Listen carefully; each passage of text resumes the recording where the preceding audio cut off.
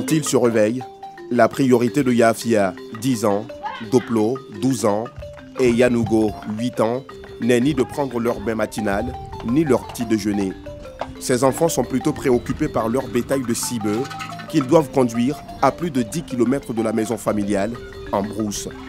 Sans quoi, ils subiraient le courroux de leur père, encore au lit. Yafia, Doplo et Yanougo, appelés enfants bouviers, ne sont pas scolarisés. Leur activité principale, faire paître le troupeau de la famille.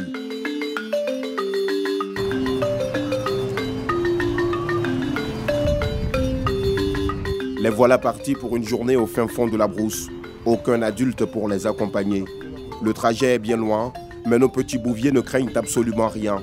Ils partent à leur rythme, le cheptel de la famille devant eux. Sur le chemin menant au champ de la famille, les enfants sont rattrapés par leurs envies de bambins. Ils ramassent des objets, s'amusent, dansent et fredonnent des musiques en langue locale. Yafia est un fin connaisseur des musiques traditionnelles sénoufo.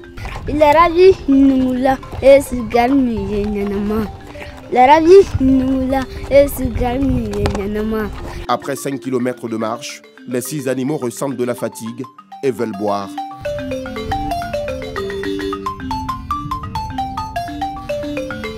Pendant cette petite pause, les 3 enfants bouviers sont rejoints par leur sœur aînée. Fatou Karchosiango est une lycéenne. Ce matin, elle décide d'accompagner ses jeunes frères au pâturage. Chez nous, c'est quand tu n'as pas le bœuf, c'est pas aussi facile de cultiver. Si tu veux emprunter pour quelqu'un, la personne doit finir d'abord pour lui avant de venir toi t'aider. Donc quand tu as des bœufs, tu fais tes travaux quand tu veux et comme tu veux. Nadienne!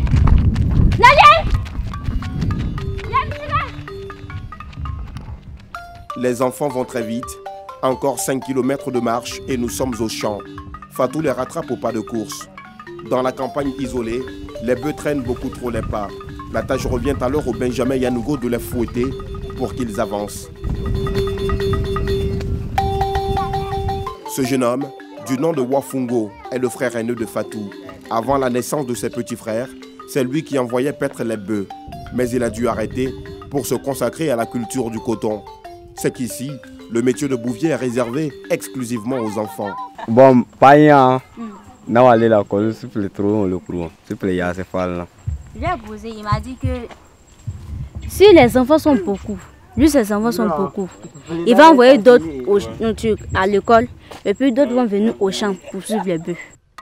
Plus loin, nous le retrouvons en plein labour. Ses oncles, lui, cultivent sur différentes parcelles le coton, le riz et le maïs.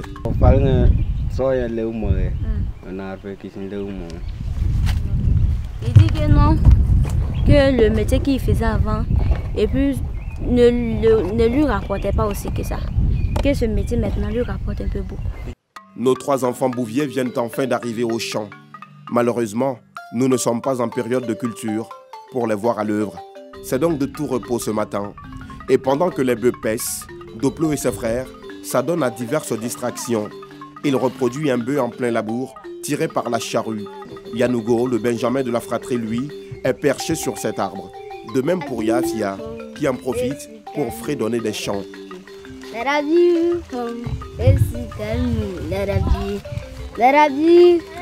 Le plus âgé, son rêve, aller à l'école comme certains de ses cousins et amis du village. Oui, je veux bien aller à l'école. Je vais devenir quelqu'un d'important aussi.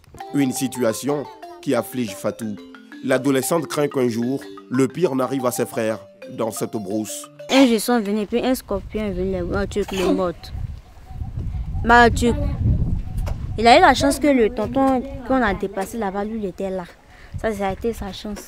Souvent, quand il vient comme ça, le bonheur, quand il me réveille, j'ai pitié, mais on ne peut rien faire. Chacun a son boulot. Ça me fait de la peine que mes petits frères font ce boulot, mais comme c'est le choix des parents, on ne peut rien faire.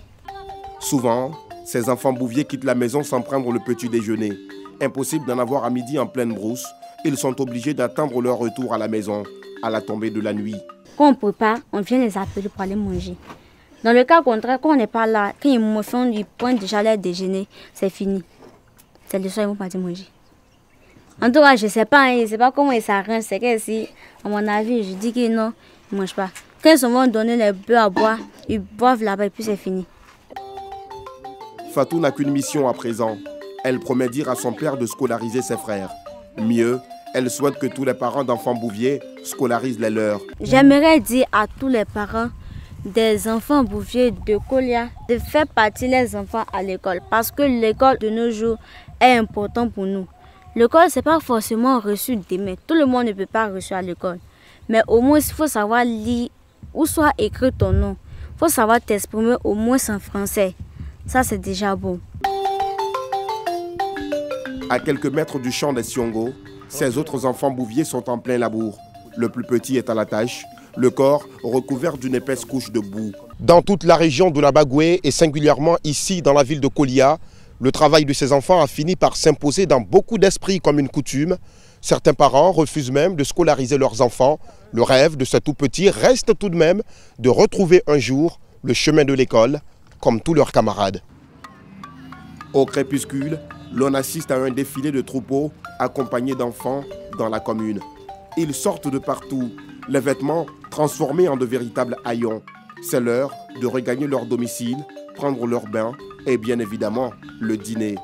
Parmi eux, les frères Siongo, abandonnés plus tôt par Fatou. Leur sœur aînée a dû regagner le domicile pour les tâches ménagères. Et quand ils arrivent à la maison, ils attachent soigneusement le troupeau. Un acte qui permet d'éviter la fuite des bœufs. En l'absence de leur père, c'est la grand-mère des enfants qui s'ouvre à nous. Elle nous explique les raisons profondes de ce travail qu'accomplissent ces petits-enfants. Et c'est encore Fatou qui nous aide pour la traduction. Elle dit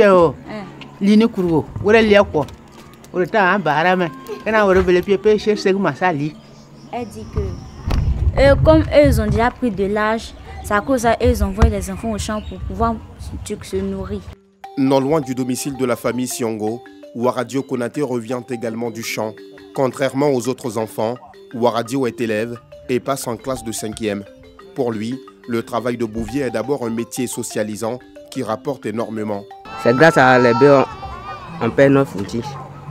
C'est les bœufs qui cultivent l'arachide. Et puis on paie 9 outils.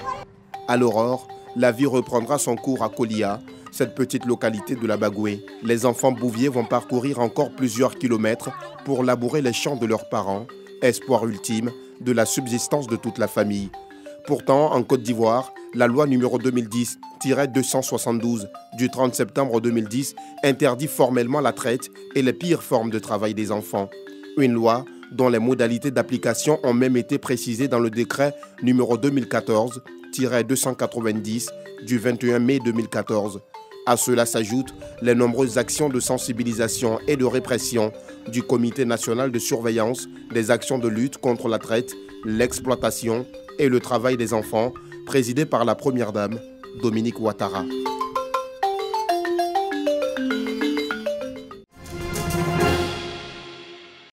Mairie d'Abobo, il est 6h30. Yaya Dao, sous-directeur des statistiques et contrôle, arrive à son bureau. Ce lundi 2 août est un jour spécial pour lui. Un jour ponctué par le salut aux couleurs en présence du maire de la commune, Kandia Camara. Nous sommes venus plus tôt parce que nous voulons honorer nos drapeaux. Nous sommes dans la semaine d'indépendance nationale de Côte d'Ivoire. Et en tant que patriotes, nous voulons vraiment prouver cela à travers le drapeau de ce jour. Comme lui, les agents de la municipalité sont tous à leur poste pour honorer le drapeau ivoirien. Un acte citoyen selon eux. 7h00, la gendarmerie nationale, mais aussi la police nationale et municipale. Tous sont présents au drapeau sous l'autorité du sous-lieutenant Timité Mohamed. 7h15, la ministre d'État, ministre des Affaires étrangères, Med Abobo fait son entrée. Quelques minutes plus tard, place à l'hymne national en présence de la fanfare.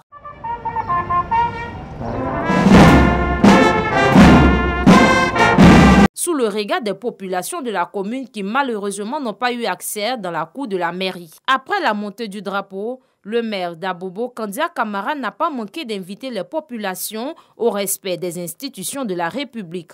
Ce sont des actes qui doivent être perpétués, qui doivent être posés par l'ensemble de nos concitoyens.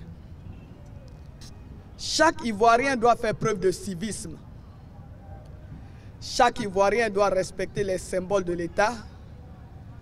chaque Ivoirien doit faire son devoir d'agent de développement en assurant sa fonction, son travail avec dévouement, avec responsabilité. C'est le 12 juillet que Kandia Camara a été élue maire de la commune d'Abobo. Elle devient ainsi la toute première femme à occuper ce poste dans cette commune cosmopolite.